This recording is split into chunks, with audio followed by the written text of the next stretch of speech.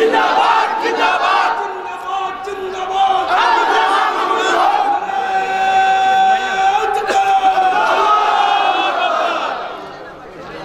আসসালামু আলাইকুম ওয়া রাহমাতুল্লাহ। الحمد لله نحمده ونستعينه ونستغفره ونؤمن به ونتوكل عليه ونشهد أن لا إله إلا الله وحده لا شريك له ونشهد أن سيدنا وسندنا وحبيبنا ومولانا محمد صلى الله تعالى عليه وعلى آله وأصحابه وبارك وسلم تسليما كثيرا. أما بعد فأعوذ بالله من الشيطان الرجيم. بسم الله الرحمن الرحيم. اليوم أكملت لكم دينكم وأتممت عليكم نعمتي ورضيت لكم الإسلام دينا. بارك الله لنا ولكم في القرآن العظيم ونفعنا وإياكم بالآيات والذكر الحكيم. أستغفر الله لي ولكم ولسائر المسلمين فاستغفروه إنه هو الغفور الرحيم. اللهم صل على محمد وعلى آل محمد كما صليت على إبراهيم وعلى آل إبراهيم إنك حميد مجيد. اللهم بارك على محمد وعلى آل محمد كما باركت على إبراهيم وعلى آل إبراهيم إنك حميد مجيد. محترم حضرات صدر জলসা সম্মানিত সভাপতি, উপস্থিত হযরত উলামায়ে কেরাম, সম্মানিত শ্রদ্ধাভাজন বয়োজ্যেষ্ঠ আমার মুরব্বী সাহেবান, সমবেত ইসলাম প্রিয় কোরআন প্রেমিক তৌহিদি মুসলমান ভাই ও বন্ধুগণ, পর্দার অন্তরালে বাসাবাড়িতে অবস্থানরত আমার সম্মানিত মা ও বোনেরা, আল কোরআন ফাউন্ডেশন মসজিদের উদ্যোগে আয়োজিত ঐতিহাসিক তাফসীরুল কোরআন মাহফিলে আল্লাহ পাক রব্বুল আলামিন আমাদেরকে সমবেত হয়ে আল্লাহর কোরআনের কিছু কথা আলোচনা করবার এবং শুনবার সুযোগ করে দিয়েছেন, তৌফিক দিয়েছেন। রব্বে কারীমের দরবারে শুকরিয়া আদায় করি, আলহামদুলিল্লাহ। আল্লাহ পাক রব্বুল আলামিন আরো শুকরিয়া আদায় করি যে আল্লাহ পাক রব্বুল ইজ্জত আমাদের এই জন্মভূমি, আমাদের এই জনপদে আল্লাহর কোরআনের কথাগুলো স্বাধীনভাবে আমাদেরকে বলবা, শুনবা একটা অনুকূল পরিবেশ সৃষ্টি করে দিয়েছেন। এমন একটা সময় অতিবাহিত হওয়ার পর যখন চাইলেও উলামায়ে কেরাম অনেক কথা বলতে পারতেন না, কোরআনের অনেক কথার উপর অঘোষিত নিষেধাজ্ঞা জারি করা হয়েছিল এবং সমাজ এবং রাষ্ট্র ব্যবস্থায় কোরআন বিরোধী এমন একটি অপশক্তি জাতির বুকের উপর জবরদস্ত পাথরের মতো চেপে বসেছিল, যেই সময়ে ইসলামের বিজয়ের কথা, ইসলামের রাষ্ট্র এবং রাজনীতি সংশ্লিষ্ট কথাগুলো জাতির সামনে উচ্চারণ করাটা এটা ছিল বাস্তবর একটা অপরাধ। এবং এই কথা যে সকল আলেমরা আলোচনা করছেন, সে সকল আলেমরা ছিল সেই সময়ে শাসক গোষ্ঠীর দৃষ্টিতে সবচেয়ে বড় অপরাধী। তাদের পরিচয় ছিল তারা সন্ত্রাসী, তাদের পরিচয় ছিল তারা জঙ্গিবাদী, তাদের পরিচয় ছিল তারা উগ্রবাদী, তাদের স্থান ছিল কারাগার, অন্ধকার প্রকোষ্ঠ, তাদের জায়গা ছিল কারাগারের সেই প্রাচীন ঘেরা অন্ধকার জগৎ,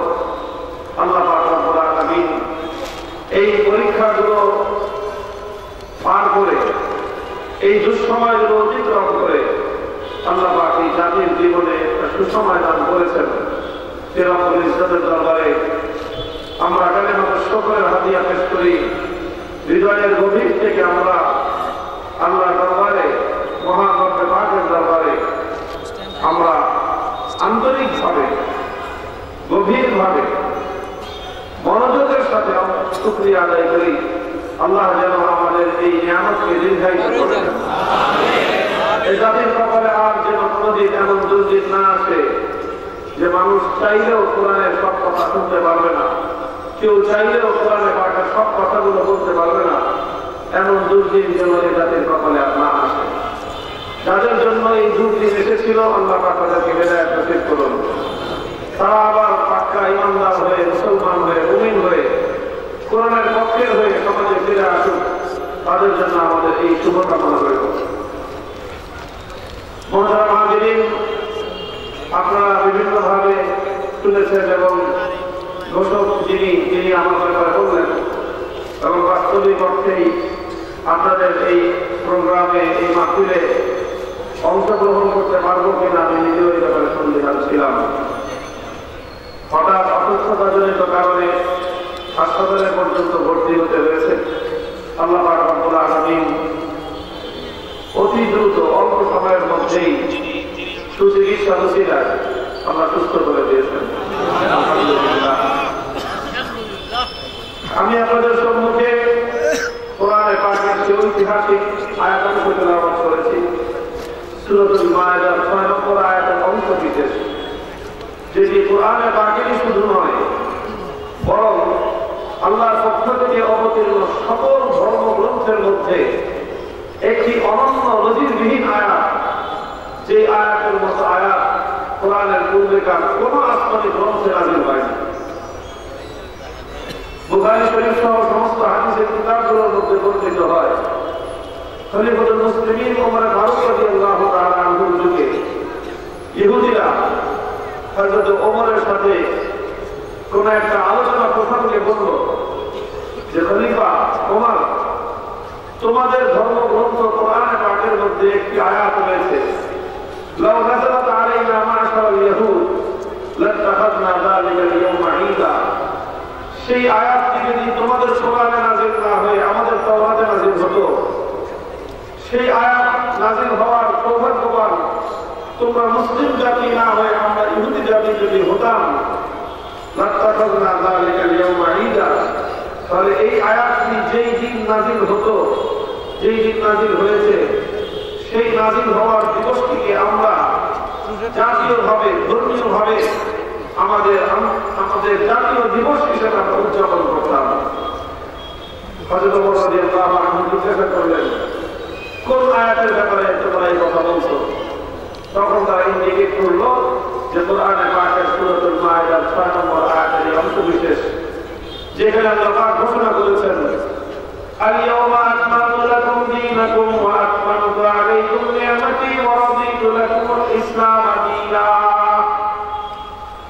আল্লাহ পাক রব্বুল আলামিন ইসলাম সম্পর্কে এখানে তিনটি ঘোষণা দিয়েছেন, ইসলাম ধর্ম সম্পর্কে।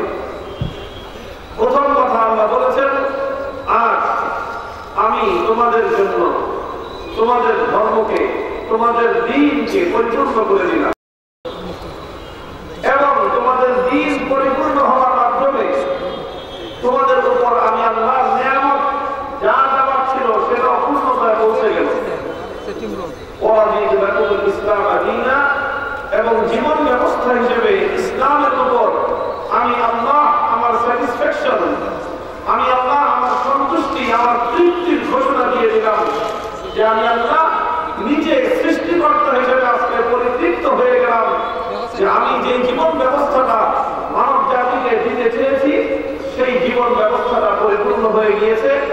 এখানে আর কিয়ামত পর্যন্ত কোনো অসম্পূর্ণতা নেই, আর কোনো কিছু নতুন করে এখানে ইনক্লুড করবা, অন্তর্ভুক্ত করবা, অথবা কোনো কিছু এখান থেকে মাইনাস করবার প্রয়োজন পড়বে না, এবং এটা কমপ্লিট কোড অফ লাইফ, জীবনের পূর্ণাঙ্গ ব্যবস্থা হিসেবে আজ থেকে আমি আল্লাহর পক্ষ থেকে বিশ্ব মানবতার জন্য ঘোষণা দিয়ে দেওয়া হলো। মুহতারাম হাজিরিন, আমরা মুসলমানরা হয়তো বিষয়টা অনুধাবন করতে পারি নাই যে কত বড় ঘোষণা আল্লাহ দিয়েছেন, কত বড় নিয়ামতের কথা আল্লাহ পাক এই আয়াতের মধ্যে ঘোষণা দিয়েছেন। ইহুদিরা এটা বুঝতে পেরেছিল, ইহুদিরা উপলব্ধি করতে পেরেছিল যে আল্লাহ পাক রব্বুল আলামিন এই ঘোষণার মধ্য দিয়ে ইসলামকে কোন উচ্চতায় আল্লাহ পৌঁছে দিয়েছেন, ইসলামকে জীবন ব্যবস্থা হিসেবে এমন এক উচ্চতায় আল্লাহ পৌঁছে দিয়েছেন যে পর্যন্ত পূর্বেকার কোন ধর্ম পৌঁছতে পারেনি।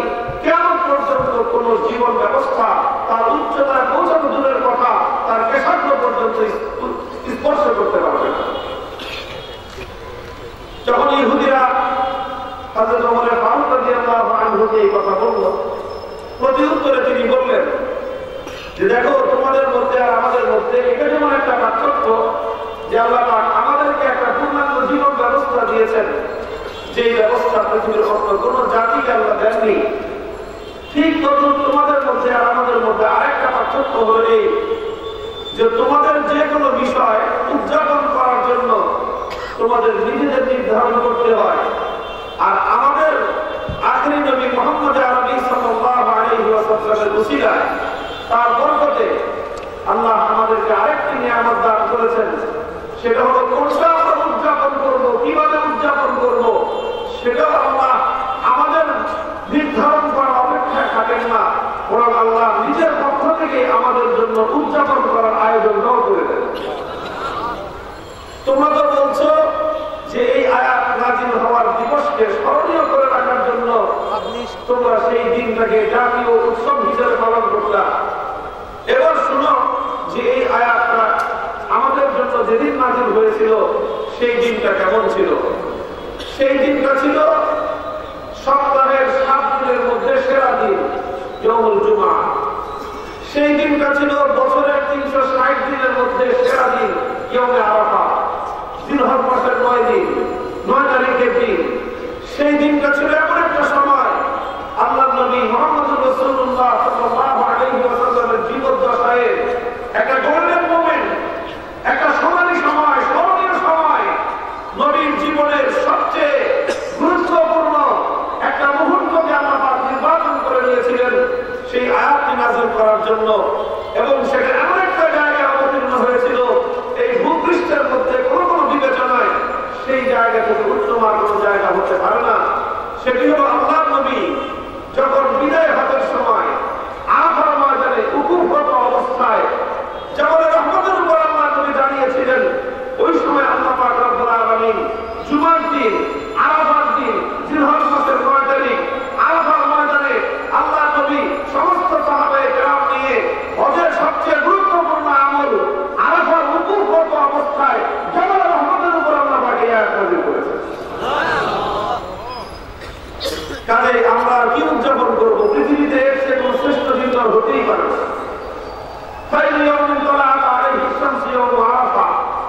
বছরের 360 রাতের মধ্যে শ্রেষ্ঠতম রাত হলো লাইলাতুল কদর, আর 360টা দিবসের মধ্যে শ্রেষ্ঠতম দিবস হলো জিলহজ মাসের 9 তারিখ আরাফার দিবস।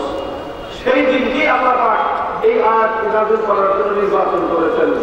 অর্থাৎ আল্লাহ পাক এই আয়াতটিকে এমন একটা দিন নাযিল করেছেন যে দিনে বিশ্ববাসীর সামনে ইসলামের সর্বোচ্চ বিজয়ের যে আনুষ্ঠানিকতা উদযাপিত হচ্ছিল। আল্লাহ নবী মক্কা বিজয় করেছেন, মক্কা বিজয় করে পবিত্র মক্কাকে সমস্ত শিরক জাহিলিয়ত থেকে মুক্ত করেছেন। পবিত্র মক্কার প্রতি ইঞ্চি মাটিকে সমস্ত মূর্তি এবং শিরকি সংস্কৃতি থেকে মুক্ত করেছেন। 1 বছর পর্যন্ত আল্লাহ নবী মক্কাকে পবিত্র করেছেন। পুরো পবিত্র করার পর আল্লাহ নবী তার 23 বছরের জীবন দিয়ে গড়া সাহাবায়ে কেরামের পবিত্র জামাতের পূর্ণ সদস্যদেরকে নিয়ে মক্কার দিকে তিনি হজের সফর করেছেন। সেই হজের সফরের সবচেয়ে গুরুত্বপূর্ণ দিন আরাফার দিন।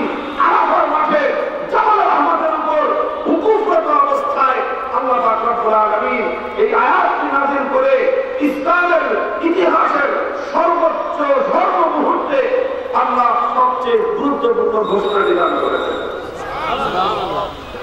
اليوم أكملت لكم دينكم وأتممت عليكم نعمتي ورضيت لكم الإسلام دينا।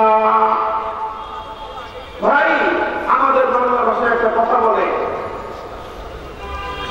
যে যদি এমনিতেই কোনো ভালো কোনো নিয়ামত পাওয়া যায় তো মানুষ সেটা পায়ে ফেলে যায়।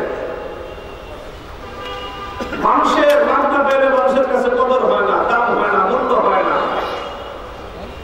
এমনিতে আমরা পেয়েছি ইসলাম নামক সর্বশ্রেষ্ঠ জীবন ব্যবস্থা, পূর্ণাঙ্গ জীবন ব্যবস্থা, আমরা নিকট মনোনীত একমাত্র জীবন ব্যবস্থা। এটা পাওয়ার পরে মুসলিম জাতি যদি এর কদর বুঝতে না পারে, তারা যদি এর মূল্য বুঝতে না পারে, তাহলে এই জাতির জন্য এর চেয়ে দুর্ভাগ্য আর কিছুই হতে পারে না। পরম আশ্চর্যের ব্যাপার হলো এই মুসলমানদের ঘরে ঘরে ঘরে আর এমন পোড়া কপালি অসংখ্য অগণিত যারা ইসলামের ঘরে জন্ম নিয়েও ইসলামের সৌন্দর্য বুঝতে পারে না, ইসলামের ঘরে জন্ম নিয়েও ইসলামের শ্রেষ্ঠত্ব অনুধাবন করার মতো চিন্তা শক্তি, বোধ শক্তি তাদের নাই, ইসলামের অনন্য সৌন্দর্য দেখার মতো দৃষ্টি শক্তি তাদের নাই, ইসলামের শ্রেষ্ঠত্ব উপলব্ধি করার মতো হৃদয় তাদের নেই। আল্লাহ পাক রব্বুল আলামিন তাদের এই অন্তর চক্ষুকে বধির করে দিয়েছেন, অন্ধ করে দিয়েছেন, তাদের শ্রবণ শক্তিকে আল্লাহ বধির করে দিয়েছেন, হৃদয়গুলোতে আল্লাহ পাক তালাবদ্ধ করে দিয়েছেন। আমরা তাদের জন্য হিদায়াতের দোয়া করা ছাড়া কিছুই করতে পারি না। ইসলামের এই যে শ্রেষ্ঠত্ব, যে ইসলাম হলো একটা পূর্ণাঙ্গ জীবন ব্যবস্থা। পূর্ণাঙ্গ জীবন ব্যবস্থা বলতে আমরা কি বুঝি? আমি আজকে এই বিষয়টা একটু আলোকপাত করব। আপনারা ধৈর্য ধরবেন, ধৈর্য সহ শুনবেন। স্লোগান দেওয়ার জন্য ব্যতিব্যস্ত হবেন না, স্লোগান দেওয়ার জন্য ব্যতিব্যস্ত হবেন না। স্লোগান দেওয়ার আলোচনা সবসময় করি, আজকেও হয়তো শেষ দিকে যদি আমার আলোচনা সেই পর্যন্ত যায়, স্লোগান দেওয়ার মতো কিছু কথাও হবে, কিন্তু এর আগ পর্যন্ত বুঝবার মতো ধীর সুস্থে শান্ত চিত্তে কিছু কথা বলবার মতো সময় সকাল রাত 10টার মধ্যে আমাকে দিয়ে দিতে মা ফেলেছে। এই জন্য আমি আমার ফাউন্ডেশনের আয়োজককে ধন্যবাদ জানাই। সবসময় আমার কপালে 11টার পরে আপনার সময় দিতে, যখন মানুষ অস্থির থাকে সুস্লোগান দেওয়ার জন্য, তখন আর ধৈর্য সহকারে কোনো কথা শুনবার মতো মানুষের ধৈর্য থাকে। তো ভাই, ইসলামের এই যে সৌন্দর্য, অনন্যতা, সেটা হলো ইসলামের পূর্ণাঙ্গতা। ইসলামের একটা অনন্য সৌন্দর্য হলো ইসলামের পূর্ণাঙ্গতা। বলেন সবাই, ইসলামের পূর্ণাঙ্গতা। ইসলাম যে পরিপূর্ণ, এটা হলো ইসলামের সর্বশ্রেষ্ঠ সৌন্দর্য। ইসলামের সর্বশ্রেষ্ঠ সৌন্দর্য হলো ইসলামের পরিপূর্ণতা। এই ইসলামের পরিপূর্ণতার অর্থ কি? ইসলামের পরিপূর্ণতার দুটো দিক। একটা হলো একজন ব্যক্তি মানুষের জীবনে তার জন্ম থেকে তার কবর পর্যন্ত তার জীবনে যা কিছুর প্রয়োজন হয় প্রত্যেকটি বিষয়ে ইসলামের পক্ষ থেকে সুস্পষ্ট নির্দেশনা রয়েছে। কি করতে পারবে, কি করতে পারবে না, কোনটা করা উত্তম, কোনটা করা অনুত্তম, কোনটা করার অনুমতি আছে, কোনটা করা প্রহিবিটেড, কোনটা নিষিদ্ধ, সব বিষয়ে খোলাসা করে আল্লাহ পাক রব্বুল আলামিন ইসলামের মধ্যে বর্ণনা করে দিয়েছেন। সুতরাং এখানে কোনো কিছুই নতুন করে অন্তর্ভুক্ত করার জন্য সুযোগ নাই, ইসলাম থেকে কোনো কিছু মাইনাস করারও সুযোগ নাই। ইসলামের এই পূর্ণতা গুরুত্বপূর্ণ দুটো দিক হলো,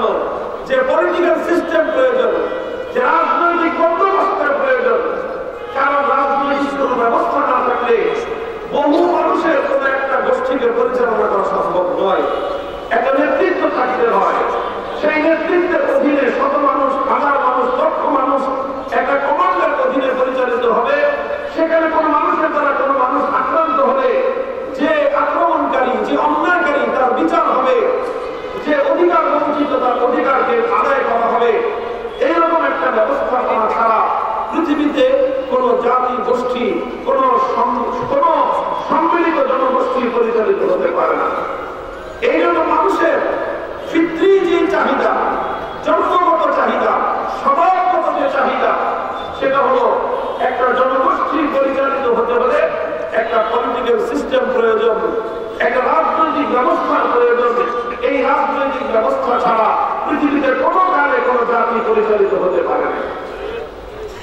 এমনকি যদি কোনো ডাকাত গোষ্ঠী, কোনো অন্যায়কারী গোষ্ঠী, অপরাধী গোষ্ঠী, তারাও যদি সম্মিলিতভাবে কোনো কাজ করতে চায়, তাদের মধ্যে একটা নেতৃত্বের প্রয়োজন হয়। নেতৃত্ব প্রতিষ্ঠিত না হলে একটা ডাকাত গোষ্ঠীও তাদের ডাকাতির কাজ পরিপূর্ণভাবে পালন করতে পারে না। একটা সন্ত্রাসী গোষ্ঠীও যদি তাদের সন্ত্রাসের কাজ পরিচালনা করতে চায়, তাহলে তাদের মধ্যে নেতৃত্ব ছাড়া, প্রমাণ ছাড়া এবং একটা শৃঙ্খলা ছাড়া সেই সন্ত্রাসী গোষ্ঠীও তাদের সন্ত্রাসী কাজ সুচারুরূপে পরিচালনা করতে পারে না। ডাকাতরা ডাকাতি করতে হলে নেতৃত্বের প্রয়োজন হয়, সন্ত্রাসীরা সন্ত্রাস করতে হলে নেতৃত্বের প্রয়োজন হয়, সন্ত্রাসকে নির্মূল করতে হলে আপনাকে একটা নেতৃত্বের প্রয়োজন হবে। অকল্যাণ করতে হলে যেরকম নেতৃত্ব ছাড়া একটা গোষ্ঠী সম্মিলিত ভাবে কোনো অকল্যাণ করতে পারে না, সেই অকল্যাণকে রোধ করে আপনি যদি কোনো একটা কল্যাণকে প্রতিষ্ঠা করতে চান, নেতৃত্ব নির্বাচন করা ছাড়া, একটা নেতৃত্বের অধীনে সম্মিলিত হওয়া ছাড়া কোন একটা কল্যাণ জাতির মধ্যে, জনগোষ্ঠীর মধ্যে প্রতিষ্ঠিত করা কোশ্চিনকালও সম্ভব নয়। এই যে মানুষের স্বভাবজাত চাহিদা, এই চাহিদা পূরণ করার জন্য আল্লাহ পাক রব্বুল আলামিন ইসলামের পূর্ববর্তী যুগে, ইসলামের পূর্ববর্তী যুগগুলোতে আল্লাহ পাক রব্বুল আলামিন পূর্ণাঙ্গ কোন সিস্টেম দেন নাই, বরং আল্লাহ তার নিজের পক্ষ থেকে নেতা নির্বাচন করে দিলেন। বুখারী শরীফ সহ সমস্ত হাদিসের কিতাবগুলোর মধ্যে হাদিস বর্ণিত হয়, ইন্না বনী ইসরাঈল কানাত তাসুসুহুমুল আম্বিয়া কুল্লামা হালাকা নাবিয়্যুন খালাফাহু আখার ওয়ালা নাবিয়্য বাদি ওয়া সায়াকুনু খুলাফাউ ফায়াকসুরুন। আল্লাহর পয়গম্বর বলেন, আমার পূর্বে আল্লাহ রাব্বুল আলামিনের পক্ষ থেকে নবী প্রেরিত হতেন। নবী আল্লাহ নিজে সিলেক্ট করতেন, কোন ইলেকশনের মাধ্যমে নবী নির্বাচিত হতেন না, বরং স্বয়ং আল্লাহর পক্ষ থেকে নির্বাচনের মাধ্যমে, নির্ধারণের মাধ্যমে, সিলেকশনের মাধ্যমে আল্লাহ রাব্বুল আলামিন নবী প্রেরণ করতেন। আল্লাহ যাকে নবুয়ত দান করতেন, যেই জাতির জন্য আল্লাহ যাকে নবী হিসেবে প্রেরণ করতেন, সেই জাতির জন্য, সেই জনগোষ্ঠীর জন্য, সেই জনপদের জন্য তিনি নেতা হিসেবে আল্লাহর পক্ষ থেকে নির্ধারিত থাকতেন। তিনি হতেন আল্লাহর পক্ষ থেকে এই জমিনে আল্লাহর প্রতিনিধি। এই জন্য প্রত্যেক নবীকে যেরকম বলা হতো নবীউল্লাহ, কোন কোন নবীকে বলা হতো রাসূলুল্লাহ, প্রত্যেক নবীর আর একটা অভিন্ন উপাধি ছিল খলিফাতুল্লাহ। প্রত্যেক নবী আল্লাহর জমিনে আল্লাহর খলিফা হতেন। প্রত্যেক নবী আল্লাহর জমিনে আল্লাহর খলিফা হতেন, মানে আল্লাহর প্রতিনিধি হতেন। অর্থাৎ নেতা কে হবে এটা আল্লাহ পাক দুনিয়ার মানুষের উপর ইলেকশনের দায়িত্ব না দিয়ে আল্লাহ নিজে সিলেকশনের মাধ্যমে নেতা নির্ধারণ করে দিতেন। আল্লাহ নবী বলতেছেন, আমি তো আল্লাহর পক্ষ থেকে সিলেক্টেড সর্বশেষ নেতা, আমার পরে আল্লাহর পক্ষ থেকে সিলেক্টেড নেতা আর হবে না। এবার সামনে তোমাদেরকে ইলেকশনের মাধ্যমে নেতা নির্বাচন করতে হবে। কথাটা বুঝেন, আল্লাহর পক্ষ থেকে শেষ নবী, সর্বশেষ সিলেক্টেড নেতা, সর্বশেষ সিলেক্টেড নেতা দুনিয়াতে অতিক্রান্ত হওয়ার পর কিয়ামত পর্যন্ত এই বিশ্ববাসী যে নেতৃত্ব, সেই নেতৃত্ব কিভাবে পরিচালিত হবে, সেজন্য আল্লাহ পাক রব্বুল আলামিন শেষ নবীর মাধ্যমে একটা ইলেকশন পদ্ধতি দিয়েছেন। এর আগ পর্যন্ত আল্লাহ নিজে সিলেকশন করেছেন। শেষ নবী চলে যাওয়ার পর এই দুনিয়ার মানুষের সঙ্গে আল্লাহ পাকের সরাসরি যোগাযোগের যে বন্দোবস্ত, সেটা কাটা হয়ে গেছে। কিয়ামত পর্যন্ত আল্লাহর পক্ষ থেকে সরাসরি দুনিয়ার মানব জাতির প্রতি আর কোনো ওহী আসবে না, আর কোনো নির্দেশনা আসবে না। যা দেওয়ার শেষ নবীকে দিয়ে দিয়েছেন, শেষ নবী সবকিছু বলে দিয়ে গিয়েছেন, একটা সিস্টেম দিয়ে দিয়েছেন। সেই সিস্টেমের মাধ্যমেই কিয়ামত পর্যন্ত মানব জাতির এই যে একটা ফিতরি ব্যবস্থা, একটা ফিতরি তাকাদা, তার যে স্বভাবগত একটা চাহিদা, যে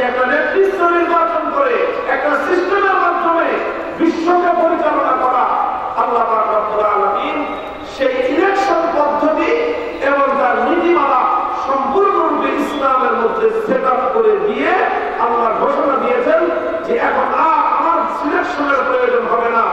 এখন থেকে কিয়ামত পর্যন্ত তো ইলেকশন পদ্ধতির মাধ্যমে নেতা নির্বাচিত হবে এবং সেই নেতা কিভাবে দুনিয়াবাসীকে পরিচালনা করবে আমি আল্লাহ তার নীতিমালা নির্ধারণ করে দিয়েছি। আমার দেওয়া নীতিমালার আলোকে তোমাদের পক্ষ থেকে আমার দেওয়া পদ্ধতির আলোকে নির্বাচিত নেতা দুনিয়াবাসীকে পরিচালনা করবে। এটা আল্লাহ পাকের অনেক বড় একটা নিয়ামত। এই জন্য আমি আবার ওই কথার দিকে ফিরে আসছি, ইসলামের অনন্যতা, ইসলামের অনন্য সৌন্দর্য হলো ইসলামের পূর্ণতা। ইসলামের অনন্য সৌন্দর্য হলো ইসলামের পূর্ণতা বা পূর্ণাঙ্গতা। আর ইসলামের এই পূর্ণাঙ্গতার অনেক দিক রয়েছে আলোচনা করবার। আজকের এই প্রেক্ষাপটে শুধুমাত্র দুটি বিষয়ের দিকে আমি দৃষ্টি আকর্ষণ করলাম, ইন্ডিকেট করলাম, পয়েন্ট আউট করলাম। একটা হলো ইসলামের অর্থ ব্যবস্থা, আর একটা হলো ইসলামের রাজনৈতিক ব্যবস্থা। এই পৃথিবীতে একমাত্র ধর্ম ইসলাম, যে ইসলাম ধর্মের জন্য একজন মানুষ কিভাবে ইবাদত বন্দী করবে তার পূর্ণাঙ্গ ব্যবস্থা রয়েছে, পূর্ণাঙ্গ নির্দেশনা রয়েছে। আপনি যদি সুবহে সালাতের সময় আমাকে জিজ্ঞাসা করেন যে হুজুর ইসলাম এখন আমাকে কি বলে, আমি বলবো ইসলাম তোমাকে বলে ঘুম থেকে উঠে তুমি ফজরের নামাজ আদায় করো। এরপর যদি কিছুক্ষণ করে জিজ্ঞাসা করেন যে আমার প্রতি নির্দেশনা কি, ইসলাম বলবে যে তুমি জোহর পর্যন্ত রিল্যাক্সে থাকো, যখন সূর্য দিন প্রহর পর্যন্ত পৌঁছে যাবে তারপরে তোমার প্রতি নির্দেশনা চলে আসবে জোহরের নামাজ আদায় করো। এরপরে নির্দেশনা চলে আসবে আসরের নামাজ আদায় করো। এরপর নির্দেশনা চলে আসবে মাগরিব, এরপর এশার নামাজ আদায় করো। এরপর আবার ফজর পর্যন্ত তুমি ইসলাম নাও। ইসলামের পক্ষ থেকে প্রতিটি মানুষের প্রতি প্রতিদিন 24 ঘন্টায় 5 ওয়াক্ত নামাজের পূর্ণাঙ্গ নির্দেশনা আমরা দিয়ে রেখেছেন। শুধু নামাজের নয়, বছর ঘুরে রমজান মাস আসলে সারা মাস রোজা রাখো, তোমার সম্পদের মালিকানা থাকলে যাকাত দাও, জীবনে একবার আল্লাহর ঘর বাইতুল্লাহ জিয়ারত করতে হজে যাও। এভাবে পূর্ণাঙ্গ নির্দেশনা রয়েছে ইবাদত সংক্রান্ত বিষয়ে।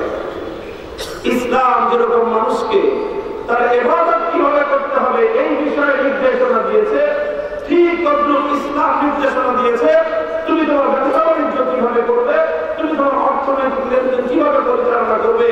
কারো কাছ থেকে যদি তুমি কোনো লোন নিতে হয়, ঋণ নিতে হয়, সেই ঋণটা কিভাবে নিবে, সেই ঋণটা যদি আবার তোমাকে ফেরত দিতে হয় কিভাবে তুমি ফেরত দিবে।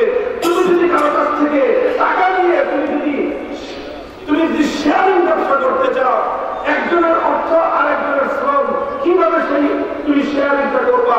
অথবা দুইজন যদি পুঁজি বিনিয়োগ করে তুমি যে কোম্পানির সিস্টেম ব্যবসা করতে চাও, আমিও পুঁজি দিলাম তুমিও পুঁজি দিলাম, দুইজন আবার পরিশ্রম করবো, শেয়ারিং বিজনেস কিভাবে করবা, পরিপূর্ণ নির্দেশনা ইসলামের মধ্যে রয়েছে। এবং এই সকল সিস্টেমকে কেন্দ্র করে আজ সারা পৃথিবীব্যাপী যে ব্যাংকিং ব্যবস্থা করে উঠেছে, সেই ব্যাংকিং ব্যবস্থার বিকল্প ব্যবস্থা হিসেবে ইসলাম যে অর্থ ব্যবস্থা দিয়েছে, ইসলামী ব্যাংকিং এর মূলনীতির আলোকে আজকের 21শ শতাব্দীর সারা দুনিয়ার আন্তর্জাতিক অর্থনৈতিক সমস্ত কার্যক্রমকে পরিচালনা শুধু নয়, নিয়ন্ত্রণ করার মতো নির্ভুল একমাত্র ব্যবস্থা ইসলাম দিয়েছে, পৃথিবীতে আর কেউ দিতে পারে না। আমি শুধু আপনাদের বোঝাবার জন্য আমি এটা বলছি, কারণ আমি যখনই ইসলামকে নিয়ে আলোচনা করি তখন আমাদের অনেক ভাইয়ের মধ্যে এমনকি অনেক সরল প্রাণ অনবহিত, আমি অজ্ঞ বললাম না, অজ্ঞ বললে অনেকে মাইন্ড করবেন যে আমাদেরকে মূর্খ বললেন, আমি বললাম অনবহিত, জানেন না, খবর পান নাই। বহু মানুষ আছে অনেক জানেন কিন্তু ইসলাম সম্পর্কে জানার সুযোগ আপনার পায় নাই।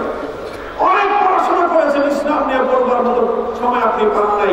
আপনি অনেককে জেনেছেন কিন্তু আপনার মালিকের বিধান জানবার মতো সুযোগ আপনার হয় নাই।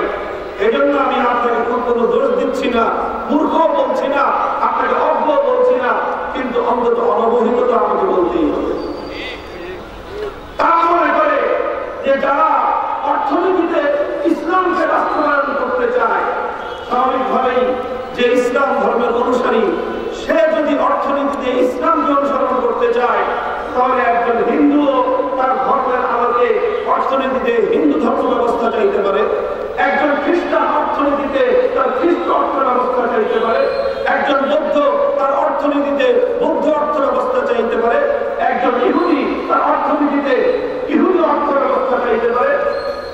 তর্কের খাতিরে মানলাম, ঠিক আছে। তাহলে আমি যেরকম মুসলিম হিসেবে এজ এ মুসলিম অর্থনীতিতে ইসলামী অর্থ ব্যবস্থা আমি চাইতে পারি, অন্য ধর্মাবলম্বীরা নিজ নিজ ধর্ম অনুসরণকারী হিসেবে নিজ নিজ ধর্মীয় অর্থ ব্যবস্থা সে চাইতে পারে। ঠিক আছে, এক্ষেত্রে সমতা যদি চাইতে পারে তাহলে এবার আমার দ্বিতীয় কথা থাকবে, ঠিক আছে, আমার ইসলাম অনুযায়ী আমি কিভাবে অর্থ ব্যবস্থা পরিচালনা করব, আমার সমাজে কিভাবে আমি অর্থ চালাবো, আমার রাষ্ট্রের মধ্যে আমি কিভাবে ইসলামী অর্থ ব্যবস্থা চালাবো, সারা দুনিয়ার বর্তমান 700 কোটি মানুষের অর্থনৈতিক সমস্যার সমাধান ইসলামের আলোকে আমি কিভাবে দিব, তার পূর্ণাঙ্গ রূপরেখা আমি বিশ্ববাসীর সামনে উপস্থাপন করতে পারবো। এবার আমি পাল্টা একটা চ্যালেঞ্জ ছুড়ব পৃথিবীতে অন্য সবগুলো ধর্মাবলম্বীদেরকে, হিন্দু, বৌদ্ধ, ইহুদি, খ্রিস্টান, উল্লেখযোগ্য 4টা ধর্মের নাম মেনশন করে আমি বলতেছি,